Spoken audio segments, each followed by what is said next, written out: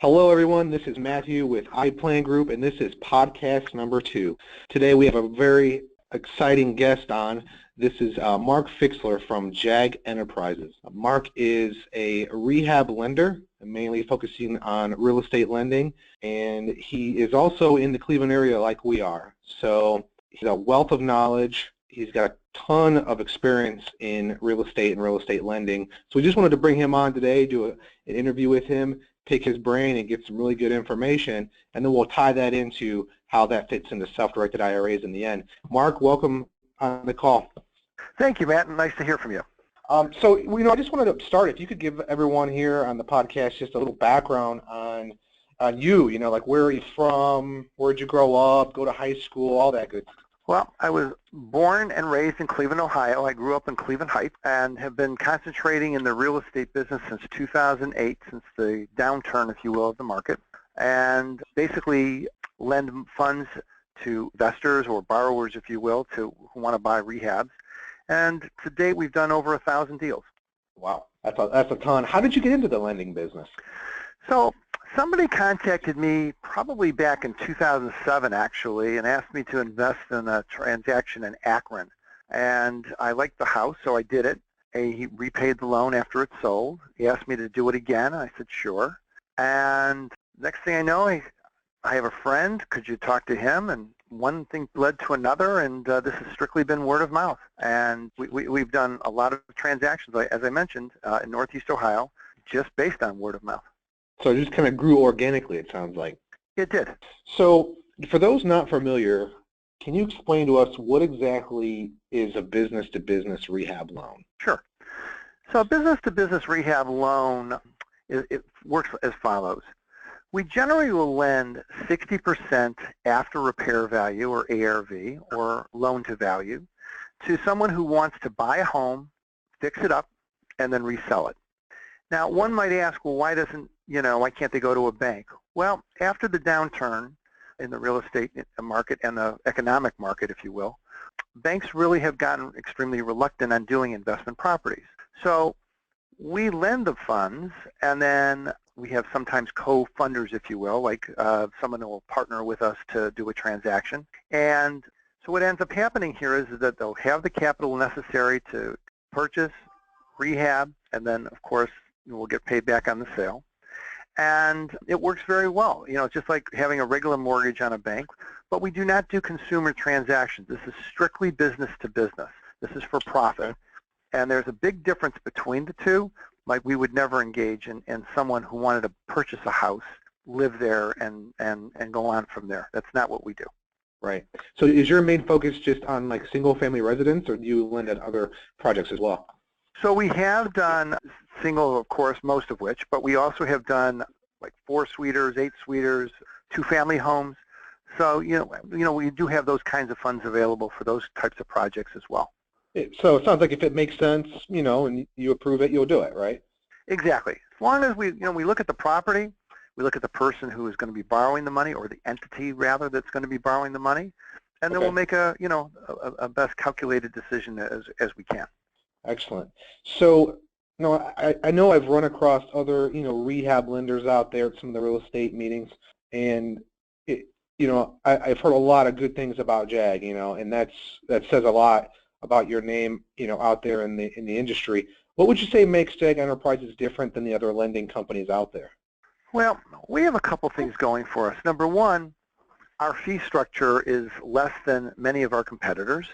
And our philosophy is this: it has to be a win-win situation. What I mean by that is that we'll make our funds, or our profit, if you will, on the loan, but it's very important for us that the borrower makes what we consider to be a reasonable profit. We would actually pass on a transaction if the borrower was not going to make a reasonable profit. So we have that going for us, number one. Number two, our philosophy is that we only charge rehabbers based on the amount of money that they've actually borrowed. So what do I mean by that? Let's say a borrower is approved for $60,000, just for the sake of this conversation. But it took $30,000 to acquire the property, and maybe the initial contract work that's going to be done, it costs $10,000. Why would we want a borrower to pay interest on $60,000 when they're only really needing $40,000. So our philosophy is that we want them to only pay on the amount that they've actually borrowed.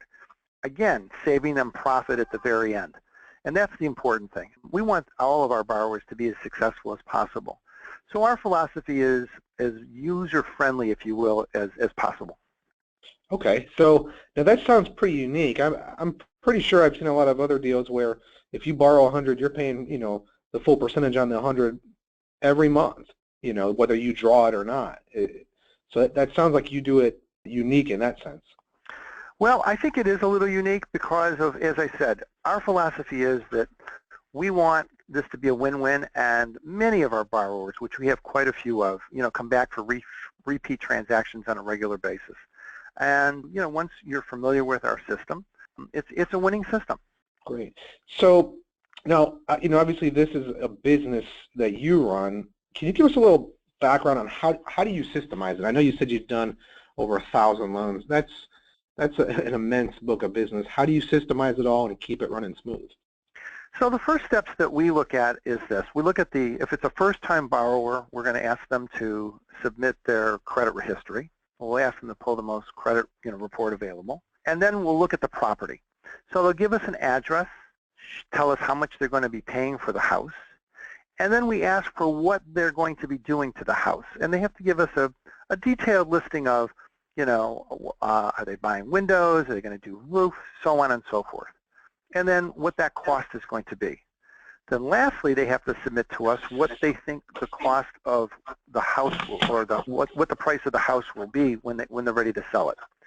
So we look at those three components plus the credit history. So then we have a situation where we'll contact realtors that we're familiar with, and we have them, all over Northeast Ohio, to get a feel for what this home would go for when it was fixed up. And hopefully those numbers coincide with what the potential borrower has submitted. Okay, Once so that's done, they give a rehab budget, right? Yep. And then, then they have to basically tell you what the ARV is, and then you go back it up. Does that sound right? Yeah, because we want to see if the borrower that we're going to be working with knows the market. Do we feel confident that they know what they're doing? And a good way to tell that is if they can give us a number and it makes sense to us. I see. Now, what about with all your payments that are coming in and draws that are going out? Do you systemize that with some sort of software? Is it, you just write it down on a spreadsheet? We have a very detailed software program that really details out the funds coming in, and of course the funds going out to our investors or our co-funders, if you will, and as well as the borrowers. So yeah, it's all, it took us quite some time to develop this, but we have a very, very good system in place, and we've got good people working the system, so it runs very smooth. Good deal. So did you have somebody come in and create your system or software for you, or did you buy kind of like an off-the-shelf product? So we started with a program called Access, and then we had an actual computer programmer come in and make the adjustments that we wanted to make in order that we can get the reports that we're looking to get. Excellent. That's what I figured you did. I figured you would tailor it to your needs. That's cool. Absolutely. So yeah. So you've done how many loans to date? We're in excess of 1,000. 1,000. Wow. So can you run us, the listeners, by just what the typical deal looks like? Numbers, size of the house, things like that. Sure. So our typical house will be a 3 or 4 bedroom home, probably 1.5 to 2.5 bath, and it'll need work. It may need windows, it may need a roof, kitchens, bath remodel, so on and so forth. They'll probably typically pick this up at a very good price, whether it's a foreclosed property or, it could be even a tax foreclosed property. It could be an estate. There's many avenues that our borrowers get houses from. And so, go ahead. Do you have any investors that go and buy from auctions or the courthouse steps? So we do. However, that's a very difficult transaction for us to fund because there's no deed available when they're purchasing the property, number one. Number two, we like to get inside the house, or at least our borrower get inside the house to see what they're purchasing. Many times at these auctions, neither are available, and For that reason, we very rarely will do an auction house. Okay. So someone's got a house, you approve it, run the numbers. What are the typical terms of the loan look like currently? So our typical borrower will have a 12-month loan. It'll be an interest-only loan, and you just pay us off at the end. But as I mentioned, it's just an interest-only transaction. In addition, the other cost that they would have is they have to maintain builder's risk insurance while the house is under construction, just in case something happened and the house was destroyed. Of course, the loan would be paid off. Okay. So, they're going to list you, or your co-funders is what, the loss payee? Is that how it works? That is correct. Okay, got it. Good to know. So terms, and then what would you say you typically look for in a borrower? Well, we like to have borrowers who are accustomed to working in construction. So some of them are plumbers or HVAC people, but typically they're familiar with the transactions of rehabbing a house. That's very critical for us. If we do take on a newbie, it would be with perhaps another person of experience who would co-sign along with them. I see. Okay. And how does these transactions? I know they can be all over the board as far as time frames and contractors and working with the cities. But how long does it typically take a borrower to purchase, rehab, and sell a property? What do you normally see? I would say our average is somewhere around 7 months. Now there are surprises, and sometimes they go over a year because sometimes they're just unfortunately had issues within the walls that nobody knew about. Right. Doesn't happen very often, but it does occasionally happen. But I would say, as a general rule, that 6, 7, 8 months is probably a very good target to be able to complete a transaction. Right around there. Okay. And why is the Cleveland market such a good market for real estate investing and flipping? So when you say Cleveland, I'd like to stretch it out to Northeast Ohio, if you would, because we're really in Northeast Ohio. So when the real estate market turned down, in 2007, 8, 9, Cleveland real estate, what we'll call Northeast Ohio real estate, was significantly hurt. However, back then, because of what was happening, homes were being sold for very, very high prices, and they weren't fixed up. So the system was broken back then. Today, those homes are available because they're in such lousy shape, and the lending institutions want to get rid of them. They're available at reasonable prices. So when you take a house, in many cases, of $30,000 and you put 30 into it, which is 60, many times those houses will sell, $85,000 to $100,000. It's a pretty good profit. Yeah. What makes Ohio, or Northeast Ohio rather, such a great market for this is because we have not had the huge real estate upturn, if you will, as other places of the country. So our real estate has still maintained a very reasonable number. And, really, Northeast Ohio, compared to other places in the country, you can get a lot of bang for your buck purchasing a house today. And I believe that will happen and continue to happen for quite some time. Yeah, that's what I've heard, too. I agree with that. So do you plan on expanding into any other markets, or are you just going to keep it local? No, for us, we'd like to stay within the Northeast Ohio. We generally do projects as far south as Youngstown and as far west as Avon, and as far east as Ashtabula. That's generally the triangle that we're in. Okay, so places you're familiar with them, the numbers. Exactly. Have you flipped any properties yourself, Mark? Yes, I have. We generally do anywhere between 5 and 8 a year. It's not our main focus of business, but we do come across values that we've been contacted either by a city or whatever. And so we'll certainly delve into the market as well. Okay. So now, when it comes to flipping properties, we all know it's not nearly as easy, or you and I know it's not nearly as easy as you see it on TV. They never go that smooth, right? So, what would you say are your top 3 tips you could offer a real estate investor that flips properties, or they're a newbie real estate investor and they need a rehab loan to do that, their first deal or two? Sure. So one of the things that we always would tell folks to consider is this. You've got to get into the house and bring a trained expert with you to let you know an approximate cost of what it's going to take to rehab, number one. Number two, you have to get good information, and I don't mean internet information. I'm talking about information from a licensed realtor who can really tell you seriously what the home would sell for properly fixed up. Okay. If you have both of those information that are accurate, it should be a successful transaction. What we notice many times is that people don't take everything into account. For instance, I'm a firm believer of houses that are $90,000+ should have, granite kitchen tops and granite bathroom tops, and really do a nice finish, if you will. The market right now demands such a thing because there's a lot of competition out there for, homes being sold. And so if someone says to me, well, we want to pay X and we only want to do Formica or some other kind of laminate top and so on and so forth, you can't command the kind of price that you think you're going to command, and that would be an issue for us. That would be one of those signals that would be, we're probably not going to go along with this loan because there's just not, I don't think you'll sell it the way you think you're going to sell it, and there won't be the profit in there. So go high end on the rehab. Can you give us, let's say, 2 other tips, for somebody just starting off with flipping? Oh, sure. So another thing I would clearly start off is look at the history of the house. A lot of folks don't look at that, but look at the history. What did it sell for 10 years ago, 15 years ago, so on and so forth, if it's an older home?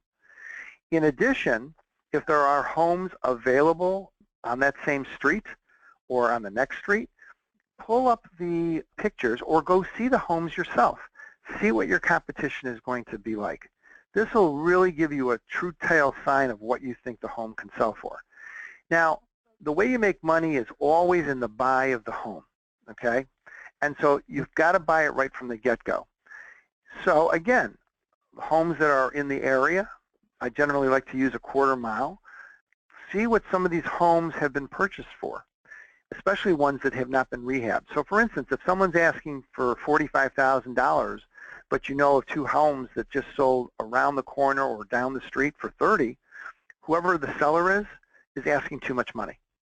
And you have to be able to go back there and say that. And so, those are 2 very important tips, because if you're starting off paying too much, it's very difficult to make money. Good to know. Moving back onto your company for a second, obviously you've grown exponentially, but what would you say is your vision? Where do you see your company in 5 to 10 years? What's your mission, your vision, and your goals? Well, our mission is to obviously continue on and grow as much as we can, but we want to do it with proper business.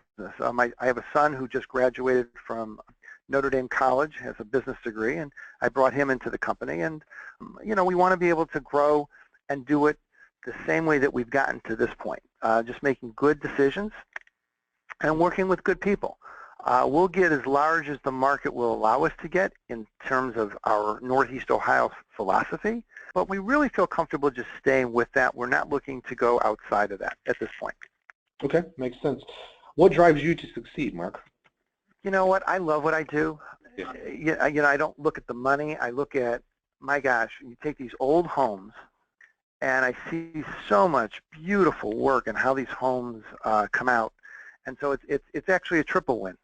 It's a win for the borrower, it's a win for JAG Enterprises, and quite frankly, it's a win for the neighborhood and city, because we've taken these neighborhoods and we're looking, they're beautiful homes. Let me give you an example. If any of your listeners are familiar with the Ohio City area or areas like that, look at the revitalization that's going on down there.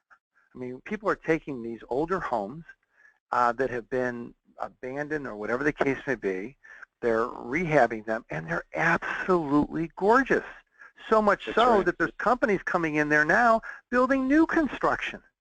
So, the 2 tie in together, and all of a sudden these neighborhoods that have been decimated by just vacant properties are thriving.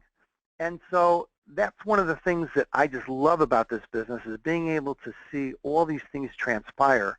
And it's a great opportunity for everyone involved. Gotta love what you do, right? Yep, absolutely. So a couple more questions for you here. Sure. What do you teach your family or children to invest? And if so, So, can you explain? sure. So, well, as I mentioned, my son, has joined me, and one of the things that we did for him was said, if you're going to be in real estate, you got to own real estate. So right out of college, we got him a rehab home, and a Really? home to rehab. Yeah, absolutely. And he lives in a Hands-on, home. I'm sorry? hands-on experience. I love it. Oh, absolutely. And he has his own home, and his house looks beautiful. And it's an example, and he's young. It's an example, whether you're young or not young, what you can accomplish in terms of this real estate market to be able to be successful. And, there's just so many great opportunities out there if you're willing to work. You mentioned that before. This is not as easy as it seems on television. That's Right. not the case. Okay, this takes hard work, and you've got to be dedicated and devoted to this project. Yes. And anyone who tells you different, you know what? They're just not being truthful with what it takes to do it. That's right. And I see a lot of investors too, when those inevitable hiccups in the deal come along, maybe the house doesn't appraise for what you wanted it to, or you lose a buyer, or the city comes in and makes you fix something you didn't want to or expect to. I think that a lot of investors kind of give up at that point, and they say it's just too much, Well, sure. And that's why. Sure. Absolutely. And that's one of the things that we look at for what we'll call our co-funders. When we use other folks' money, like we'll call it an investor in the project, if you will, we're just as careful with their money, if not more so, than if it was ours. And we protect this by placing a first mortgage on that property, number one. And number two, we want to make certain that the borrower is in a position to see the project through and be successful with it. And if we don't feel that that person is going to be dedicated enough to do that, we won't even entertain the project. It's not just about putting out money to make money. It has to be deemed to be a good calculated risk, not a gamble. And I'm sure you're aware of that there's a big difference between the two. Yep, there is. There definitely is. So you got to do your numbers on the front end. That's what you've always said to me. Yep. So going back, one more question about somebody new to the real estate investing game. What are some failures and mistakes that you've learned from along the way? So you can't take the city point of sale inspections as like this is exactly how it's going to be. So what do I mean by that? Many times a home is in a community where there's a point of sale inspection. And by the way, for anyone who's listening outside of Ohio, that may not be commonplace in different states. I've been told by numerous folks that, what is a point of sale inspection? So people in Northeast Ohio are aware of them, but if you're from Texas or Arkansas or wherever, you may not even know what we're talking about. And so a city will come in and give their estimates or their interpretation of what they want to see repaired in that house. So many times people will, or cities could say, well, you know what, we want the driveway crack sealed. So if it's an asphalt driveway, they see cracks, so on and so forth. You're expecting just to put a top coat of crack seal on and be done. I have seen numerous times where cities will come back and say, you know what, we changed our mind. Now we want you to put in a new driveway. Well, guess what happens to your cost? Goes up dramatically. And so we have to be able to, caution everyone as to what that situation is going to be in terms of just because the city says it doesn't mean that's necessarily the way it's going to be. Now, we're aware of that, and that's a big lesson that I learned, and we're always learning. It doesn't matter how many transactions you do, there's always something to learn. But if you're asking for one in particular, that's an important one, because the point of sale inspection gives you a rough idea, but that necessarily is not the way it's going to be. Now, many communities don't have these point of sale inspections. Then if you don't, I absolutely recommend that our borrower or potential borrower will get some sort of inspection done by a professional, just to let us know what we're going to be looking at in terms of the mechanicals. The cosmetic stuff, we're not concerned about that, but the mechanicals, that's where a lot of costs can be eaten up, plumbing, electric, HVAC, and that's where we want to be careful. Good to know. Yeah, and I've noticed here in Northeast Ohio, like you said, certain cities have the point of sale and other ones don't. And there's some that are just really, really, they're just intense with it. I had a deal, you're aware of it, I'm sure, where point of sale looked good, we cleared it, and then they Yep. had to do another point of sale to sell the house, and all of a sudden now they want the garage for.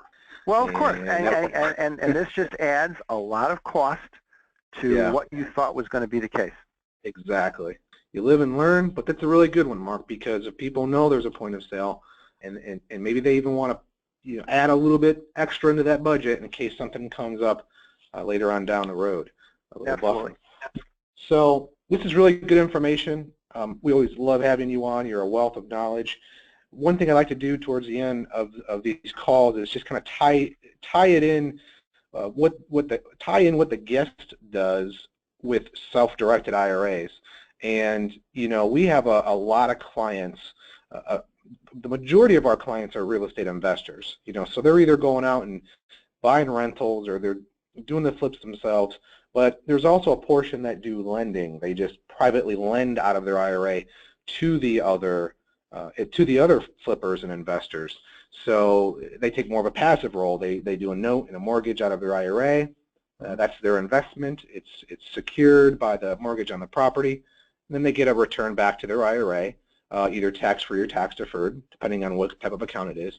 So, what you're doing can also be done with an IRA, but how would you say, self-directed investors that maybe don't have the knowledge could work with someone like you or start to become a private lender using their IRA or 401k funds? What would you say? Okay, so first, let me just say I'm going to mention some numbers just for example. This is in no way, shape, or form trying to solicit an investment, if you will, and I'm sure you would agree with that. So Absolutely. I'm just going to use a couple of examples, if you will, okay? So in our case, we do have folks that have taken self-directed IRA, and they have become our co-funders. So why not leave it to the people that have been doing this if you can get a good return? So I'll give an example. In our case, let's say somebody had an IRA, and again, this is just an example, and they could earn an 11% return on their money. And going through us, we'll take care of the paperwork, we'll do the inspections, and so on and so forth. They would still be the one ultimately wiring to the title company for the transaction, and then, of course, their principal is returned from the title company on the successful completion of a transaction. The only thing we do in the middle is we would collect their interest, if you will, so we can generate the proper paperwork.